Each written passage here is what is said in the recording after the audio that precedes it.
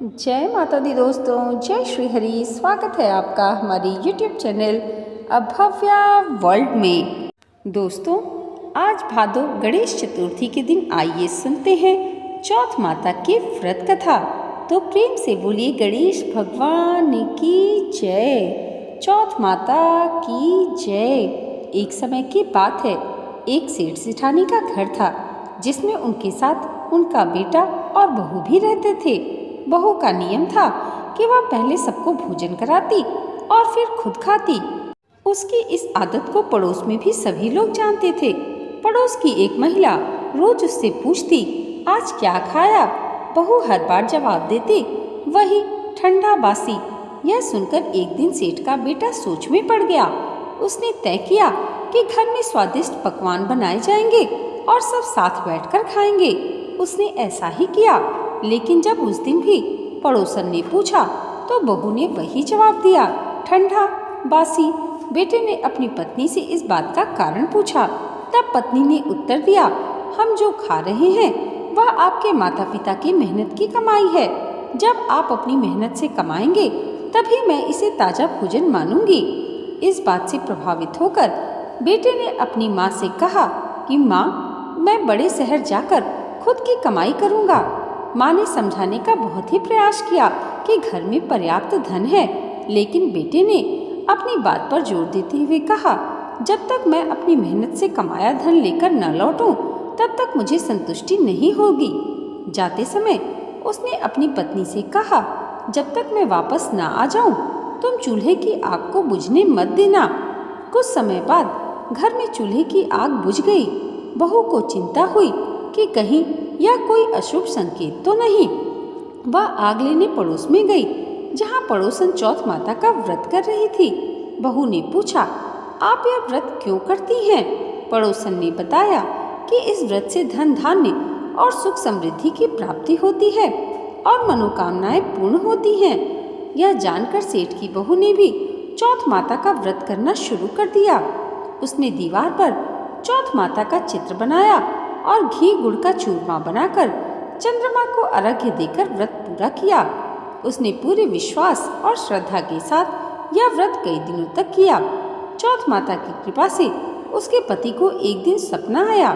सपने में चौथ माता ने कहा, तेरी पत्नी तुझे याद कर रही है, घर लौट जा और दुकान खोलकर कंकु केसर का व्यापार शुरू कर, तेरा भाग्य खुल जाएगा। पति ने चौथ माता की बात मानी और उसने दुकान खोलकर मेहनत से धन कमाया। जब वह धन लेकर घर लौट रहा था तो रास्ते में उसे विशाल नाग रास्ता रोककर खड़ा हो गया। नाग ने कहा, तेरी आयु पूरी हो गई है, अब मैं तुझे डसूंगा। पति ने नाग से विनती की, मुझे एक बार घर जाकर अपनी पत्नी से मिल लेने दो, मैं लौटकर आऊँगा। नाग ने वचन लेकर उसे जाने दिया। घर पहुंचकर पति ने अपनी पत्नी को पूरी घटना बताई। पत्नी ने उसे सांत्वना देते हुए कहा कि चिंता मत करो, मैं एक उपाय करती हूँ। पत्नी ने 7 चरणों में तैयारी की। पहली जगह रेत डाली, दूसरी जगह इत्र रखा, तीसरी पर गुलाल और फूल सजाए, चौथे पर कंकु केसर रखा, 5वीं पर मिठाई रखी, 6ठी जगह गद्दा बिछाया और 7वीं जगह दूध का कटोरा रखा।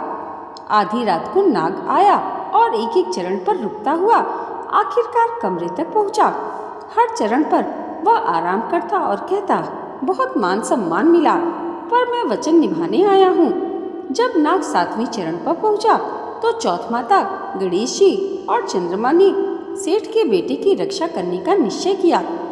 चंद्रमा ने उजाला किया, चौथ माता ढाल बनकर खड़ी हो गई और गणेश जी ने तलवार से नाग का अंत कर दिया। सुबह जब उसने यह दृश्य देखा तो हैरान रह गए। मरा हुआ नाग, पास में तलवार और ढाल देखकर सबने समझा कि यह चौथ माता की कृपा का परिणाम है। पति पत्नी ने चौथ माता का आभार व्यक्त किया और दोनों सपरिवार खुशी खुशी रहने लगे। हे चौथ माता, जिस तरह आपने सेठ के बहू की कामना पूरी की, वैसे ही इस श्रद्धा के साथ इस व्रत का पालन करने वाले सभी जातकों की मनोकामनाएं पूर्ण करें। कथा पढ़ने या सुनने वाले की हर मनोकामना पूर्ण हो। चौथ माता की जय, गणेश भगवान की जय। दोस्तों आज की वीडियो अगर आपको अच्छी लगी हो तो कमेंट बॉक्स में जय गणेश भगवान और जय चौथ माता ज़रूर लिखिएगा और इसे लाइक और हमारे चैनल पर पहली बार आए हैं तो सब्सक्राइब करना मत भूलिएगा।